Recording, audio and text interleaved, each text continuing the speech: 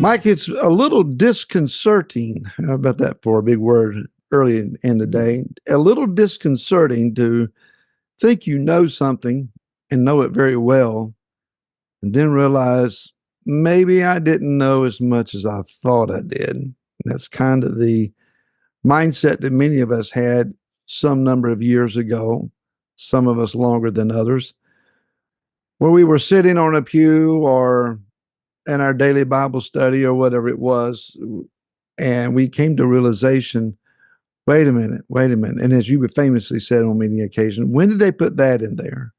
Mhm. And something just scripturally, doctrinally, spiritually didn't add up. And it doesn't add up. There is this almost a panic. Can we call it a righteous panic where your mind starts racing? Well, if I always thought this is the way it was and it's not, what else is it that might not be exactly so? Doctrines is one thing. What about Messiah? Hmm. What if we look him in the face and we realize, wait a minute, there is a different angle or maybe a different understanding of him that I had no idea existed. Hmm. How unsettling would that be? Well, let me just kind of back up to your beginning there and use the word start thinking. Uh, you know, and you Okay. you said, what is it like to think you know? Well, it's one thing to think you know, is the other thing is totally different to know you know. Well, we've known that we knew, but then we found out that we didn't know that we knew what we Ah, knew we didn't know. ah, you've been taking lessons from me, grasshopper. So there's one thing to sit there and know that we know something. And then all of a sudden, it's like, wait a minute, I'm not sure that I know that. So that's the process of starting to think, is going from knowing you know something to wondering if you know something. And this is prophesied. Okay. This is one of my favorite places in is Deuteronomy, Devarim, chapter 30, when the time arrives that all these things have come upon you, both the blessing and the curse, which I presented to you, and you are there among the nations. Among the nations where Among the Yudhevave, your nations. Elohim, has driven you. Then at last you will start thinking about what has happened to you. Wow, it's getting bright out there all of a sudden. The sun arose on my thinking, and I forgot to pull the blinds down. So you will start thinking about what has happened to you. And that is the place that we are in, or most of us have been at, is, you're sitting there and you start thinking, well, who changed 7 to 1, and who made this change in this? And then that's when the problem begins, actually.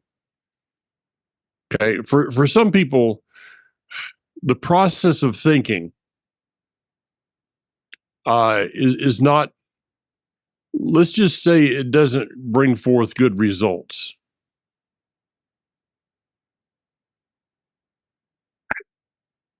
I'm trying to figure out how to say this.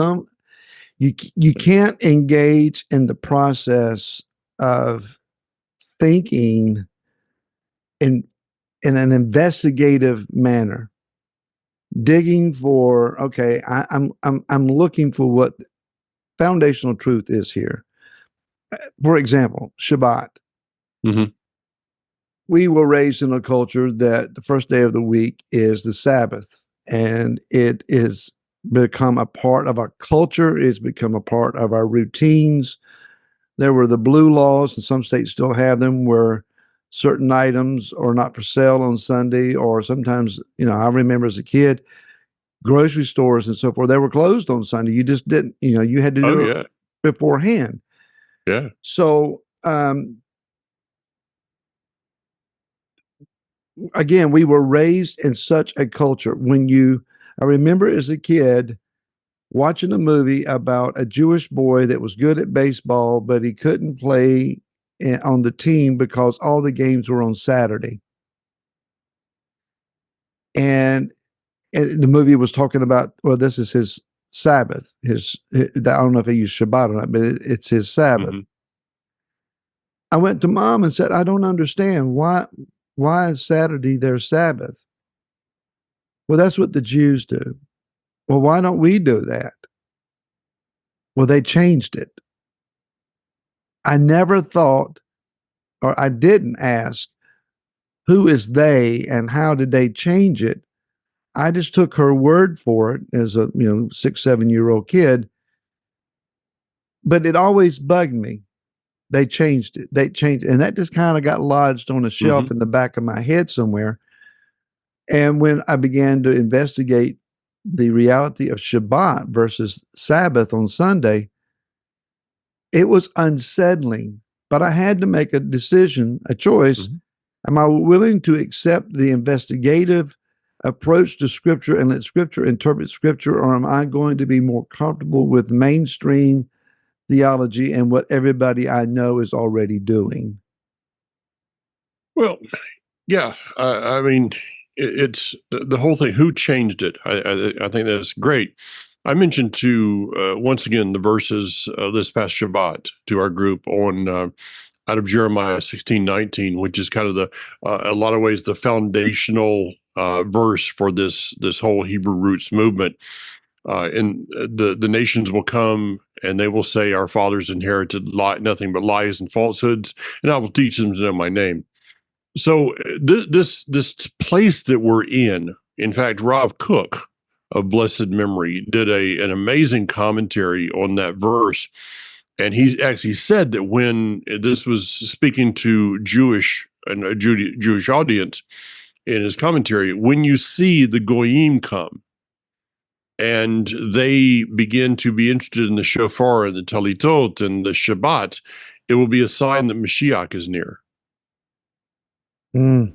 So, I mean, I love that verse. But when I talk about starting to think is a process that some should not have done, because the starting to think is like a Y in the road to me, Barry, where you have it's actually like a Y. You ever been on a road that is like a 2-lane and it splits to 4-lane and then it comes back to 2-lane? Well, imagine that both of those roads were going both of that 4-lane was going the same direction. And so you come to this intersection. To the right is a road. To the left is a road. You can go either way. In the end, your destination will be the same. But it is the difference in the roads is how you get there, the attitude in which you get there. For some people I've seen through the years that they looked at these things of who changed it. When they found out who changed it, became angry. Okay, you've got that testimony. You stood up in front of your group. Well, we're just mad at everybody.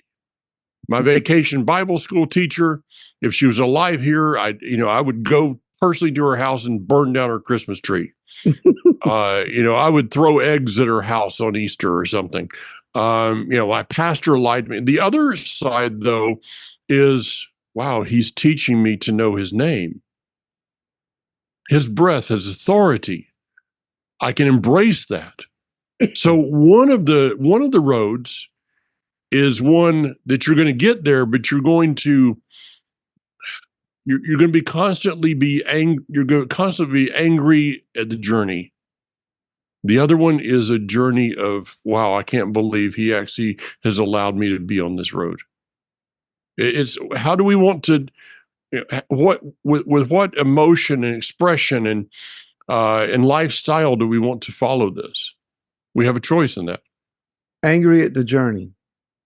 There's a good book title somewhere. There you go. I'll let you, you can probably do a message on that and give me credit, please, for a second. A friend of mine said. Yeah. um, you're right. There is, and it's still quite evident that there are many that are angry at their journey. Hmm. Um, are we going to be angry when we arrive at the destination of our journey? We're going to be angry about the destination. I mean, that seems to fit somewhat the story of Israel in the wilderness. They were angry at their journey, and when they got uh, to where the tourists went in last week, uh, Hmm. they were angry at their destination. And I mentioned this earlier, Mike. I had to, let me go back a little bit. I one of the things that really opened the door for Laura and I is uh, what I had an encounter of Yeshua on Ben Yehuda Street in Hmm. Jerusalem, where in watching the people there, I realized he's Jewish, not just a Jew. Hmm. That his culture, his language, his perspective, his worldview, his future, everything. He's Jewish, and I've been preaching an American version of him. Coming back with a challenge. I started saying agenda. It wasn't an agenda. It was a challenge. I need to open the book again Hmm. and read him again from a different perspective and stop seeing him through American eyes. Um, that led me to his name is Yeshua. And I double tagged him as Jesus Yeshua for about a month in a church pulpit. And after a month, I figured, okay, they knew who I'm talking about. And I just preach exclusively in the name of Yeshua. Hmm. Helped me out a whole lot, caused me a lot of good feelings and encounters and such. And I just began to investigate him from a different perspective. And in my mind, when he prayed, I could see him put a tallit over his head. Hmm. I realized that when the woman reached out for the hem of his garment, she grabbed his seat. And an investigation of the seat then and its significance began to reveal much about her healing. And seeing him not just as the one who died on the cross for me, but as the Pesach lamb offering. Hmm. All of these revelations about who he is just was overwhelming, and it was a wellspring of life. But then some years back, I remember reading after a particular website that was dealing at the sod level, and it went into some very, very deep rabbinical course of study about who Messiah is. This is rabbinically minded followers of Yeshua. And they were revealing him in ways that I was going, my mind can't really grasp that. I just Yeah. don't know how to. But I realized in that reading, there's a different angle. And this is an easy, almost automatic analogy here. If you think you know your spouse, just wait until next week and there'll be a different angle and you'll see a different something about them. Um, it's just amazing how much you can be with someone and not know them as much as you think Hmm. you do. Hmm. But and don't be angry at your marriage journey. Don't do that. Uh, but what I'm saying is, we've found Yeshua who has led us through the Torah. Is there more to Yeshua now that we have found the Torah? Or are we just supposed to sit back and say, I'm satisfied with who I know him to be right now, and that's all I need? Or are we willing to allow him to reveal himself beyond our current level and not panic? Hmm. But there's a verse. You was talking about the zit, the tekelet, and all those things. This past Shabbat, I taught, and this message is actually available here at Unshamed Plug. this message available on my website, joinoisham.org. The tassels, or I think I call the threads of authority. And in those threads, I was diving a little bit deeper into the actual threads. And this is something that, I started teaching this message back in 1997 on the Tekelit, on the prayer shawl. I'm using my same notes, but I'm looking at them going, wow, there's a lot that has changed since I started teaching on this. And that's a good thing. But I looked on a website, Jewish website, and the word for Tekelit is literally translated as violet stuff. Mm-hmm. So a violet. So we call it blue, but it's actually more of a purple. But that really depends when it is put out in the sun to cure. And I can't find the reference. I've got to go back in my notes and see if I can find it somewhere. But when you put it out in the sun to cure, if it is a very bright, sunny day, it will go to more of one shade. If it is more of a cloudy day, it will go to a different shade. So Tekelit is kind of like army green.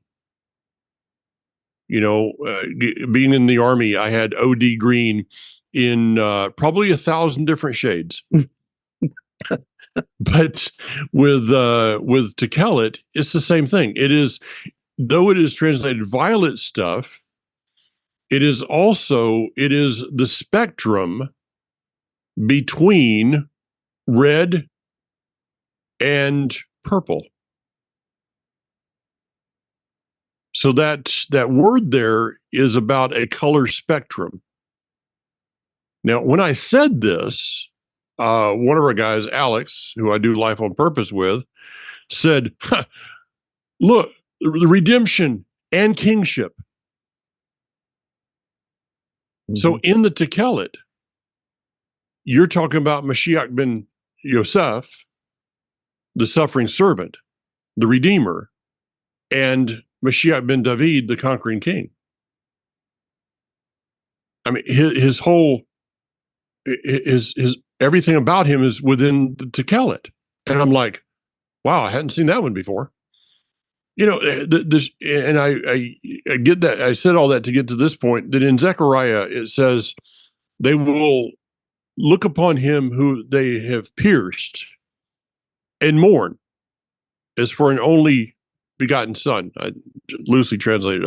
I hope it's close. And that's always been taught in Christianity as well. When he returns, the Jews are going to see the piercing and they're going to mourn. Well, Barry, I have this idea that when we see him, we're all going to mourn. Mm. Because of the we're going to come to a realization of just how little we knew about him and how much was revealed that we never walked in. Now, I think there's, as the Sod speaking is, that there's levels of Messiah that we will not know. I think the most eye-opening Torah portion is going to be like, in Leviticus on the leper, that one that nobody wants to talk about, and he's going to open that. We're going to go, oh, okay, just get me through this one today. And he's going to open his mouth and we're going to go, huh? I never saw that. I never saw that. We're going to mourn for what we could have known, though, and just really kind of refuse to because of 1,000 different reasons. Go ahead. As you were describing that, Mike, mourn for him, I wonder if we are going to mourn because we see the amount of scars. Yeshua is normally depicted with, attractive features and sparkling eyes and soft curls of hair and locks of hair. And a gentle demeanor. Um, I was watching a video, some teacher or something other yesterday, and they were using a video clip of a shepherd Mm. using his shepherd's rod, kind of goading the sheep along a path. And I'm thinking, Yeshua came as Messiah ben Yosef, a shepherd, but he's coming as a conquering warrior king. The rod. And with a great stark contrast to what he is normally, or who he is normally depicted in our modern theologies. But to look upon his face, Isaiah says that he was more disfigured than anyone else. Mm-hmm. What if, and it, it's just thinking here, what if the scars across his forehead from the thorns are more in number and more protruding and visible than what we might be comfortable with? Mm. What if the holes in his hands and his feet are one thing, but if we could see his back, we would realize he was ripped to shreds? When someone has been severely beaten, what they look like before and after may permanently be somewhat different. You ask them, what happened? Well, I was beaten, or I Mm-hmm. went through, this torture, or whatever the case may have been. Uh, Things don't always go immediately back to where they were. Um, well, he has a resurrected body, and all of that was healed. Was it? Yeah. Was Was it? it? So when Yeshua returns, instead of having a human figure that we're comfortable with, what if we see what Yochanan saw on the Isle of Patmos? Eyes of fire, hair white and radiant and overwhelmingly brilliant. We may imagine, well, we'll go to Jerusalem and we'll see our king and we'll lovingly bow at his feet and hear his tender voice. What if the one on the throne is what Ezekiel saw, and from the waist up is blinding light? I can't even look. There is more to Yeshua than what we're comfortable with. I had to come to a realization a number of years ago when I was reading the text that his thoughts are higher than our thoughts, his ways are higher than our ways, that there is an unfathomable amount of revelation about him that we do not know. Mm-hmm. So much that what we do know is very fractional of all that he is. So, what if the overwhelming amount of unknown revelation about him, what if it was different than what we already know? I was comforted by the realization he is consistent in character. So the fractional amount that he has revealed to us thus far is consistent in character with the unimaginable amount of revelation about him that we have not yet received and cannot probably receive because we don't have the faculties to handle it. So Yeah. he is consistent, Mike. Mm-hmm. Yeshua is consistent. He is who he presented himself to be in the scriptures and in the Torah and in the prophets. But if we were to take all of that into a big pill and somehow be able to mentally swallow it, we still would not know but a fractional amount about who he really is. Well, you go to you talked about people that are going to be there's going to be people angry when they see him. He's not my color. Um, Yeah. my grandmother of blessed memory, the first time that she looked or will look upon him, she's going to tell him to get a haircut. I mean, I can guarantee you, she's going to say, "You need to trim that beard," because that's Granny. These ideas that we have There's black churches that think he's black, and there's white churches that think he's white, and there's Native American. Well, of course he looks like us. Well, the truth is that they're all right. It's not that anybody's wrong, but everybody's right. The word says that his skin is of bronze. And if you take all the colors, red and yellow, black and white, those that are precious in his sight, but not always in ours. Yes, I said that. Yes, out loud. Yeah, I mean, I attended that, I've attended that church, they're red and yellow, black and white, they're precious in his sight, but don't let them come in this door. If you take all those colors and put them together, you know what color you get? You get bronze. So he is a culmination, or we are the facets. If you look at it this way, he's like the diamond, and each one of us is to be a facet. The 12 tribes, they've challenged me at Life Assembly to teach on the 12 tribes again.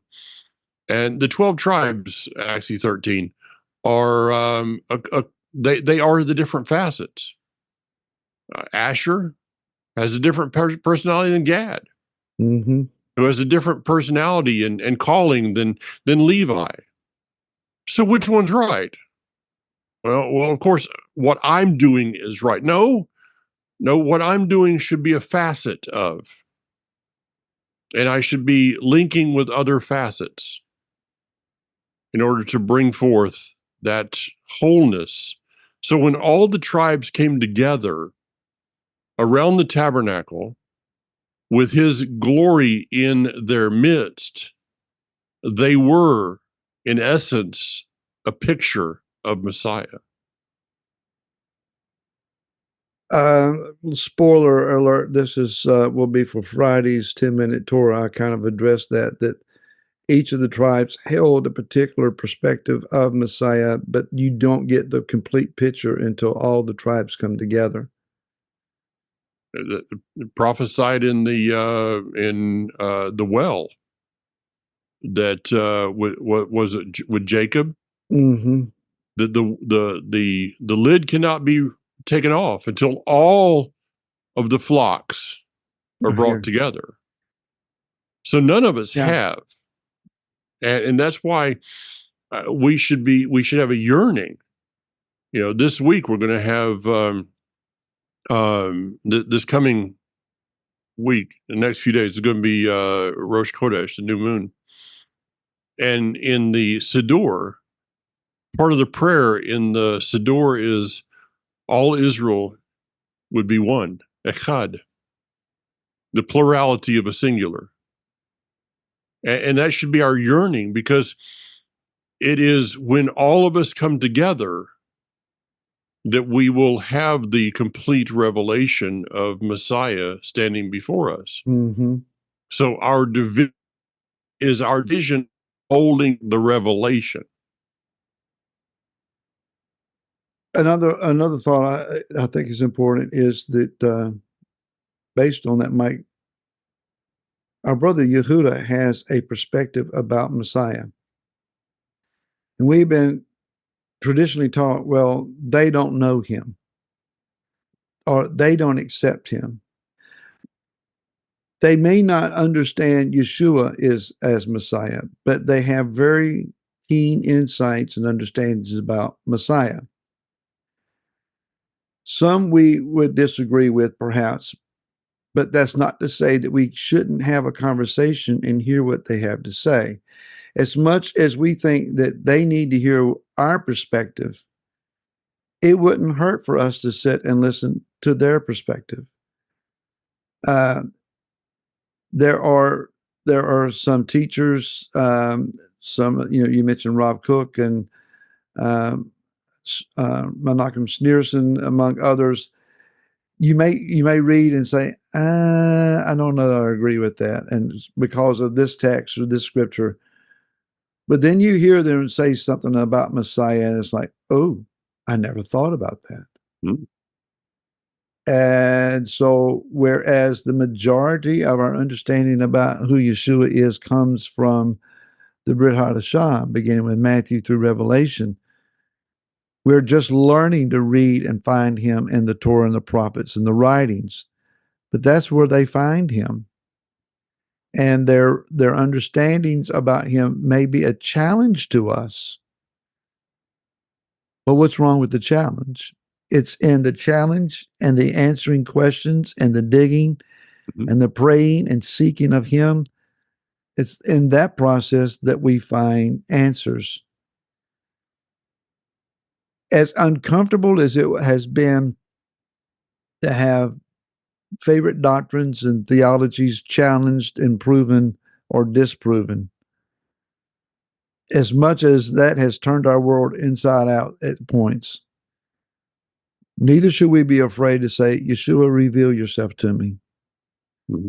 I know you now more than I have known you, but do I still yet know you? So I want to know you more. So we sing songs about, I want to know you more and just let me find your face, etc. That's casually sang and offered when we say, okay, I'm ready for another step of the revelation. We may have to be prepared. God may take us through a process of saying, well, you say you're ready. Let me help you get ready because I do want to reveal more of myself to you, but you can't handle what I'm getting ready to reveal to you.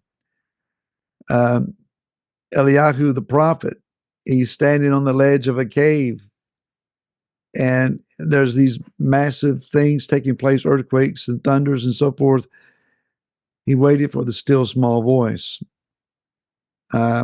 We're wanting Yeshua to show up big, powerful, strong, just come blow through this room and just do it big, do it really big. And he may want to be saying to us, put your face in a corner and stop looking in and listening to everything else and listen for a quiet voice. Just a thought. Yeah. This may upset people, and I try to never do that, of course. No. But let me just say something that may sting to a couple people. It's okay. If he's revealed himself to you as Yeshua, but yet you're still calling him Jesus, why would he reveal anything more? I mean, I say this: the greatest the greatest honor we pay a person is call him by their right name. I agree. 100%. Well, he understands. What Well, my friends. Okay, then explain it to him. Okay, I've heard all the excuses of why. Well, I want to build a bridge. No, if he reveals himself as Yeshua, but you refuse to call him by his name, then why should he tell you anything else? If I tell you my name is Mike, or if I go by Mike or Michael, and you choose to call me something else, why should I reveal any more of myself to you? That It shuts the door.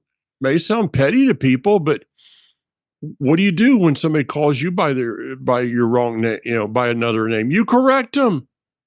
And if they continue to just call you by a different name, what do you think? They're pretty disrespectful. Case in point, I get mail or I tell people on an order for food what my name is, and they spell it Berry. And good thing your first name isn't Straw. It's a very good thing. It shouldn't bug you. I mean, by this point, this time of life, I should be over it, but it's irritating. And so, I go through Chick-fil-A. What, I have a name for this? Barry, Barry. Yeah. Or if I don't, it will be on the bag, Berry. And it's like, what is the matter with people? And Laura laughs at me, but at the same time, she understands. Her name is not Lori, it's Laura. Mm-hmm. So, Dr. Sakina Indigenous Messengers International, fabulous man, taught us about showing honor and to call someone by their name, their real name, shows them honor. And that's especially important to our native friends who their native given name was replaced by English versions or Yeah. English. Uh, just they gave them names that didn't belong to them. Yeah.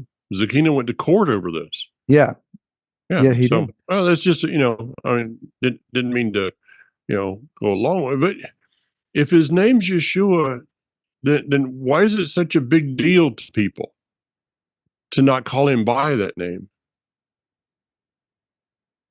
Yeah. I don't understand that. So, Well, yeah. then you have to Okay. start answering the uncomfortable question. Well, why do we call him something else? Yeah, and then it may be that you have to ask, be asked by a 6-year-old of why they changed, Saturday to Sunday, and you just say that they changed it and don't really know how to give an answer to that. So, Yeah, yeah, it may open up a whole can of worms, and those aren't kosher. no, they're not. All Thank you right. all for watching today. Hopefully, something has sparked some interest and questions and comments. And appreciate you going to join to Hashem.org and Mike's YouTube channel, hitting likes and subscriptions for that Remnant of Israel. And it's all very much appreciated. And He if felt Hanok very, Young is in your area, oh, yeah, Kol Yehuda, KOLYEHUDAH, DA. DA, no H there, .com. Check his schedule. If he's anywhere close by, you want to go. Yeah. So Yeah. we encourage you to do that. If you remember, leave comments, send an email. It's BERRY. No, it's not. It will be deleted. Later. All right. See you guys next week.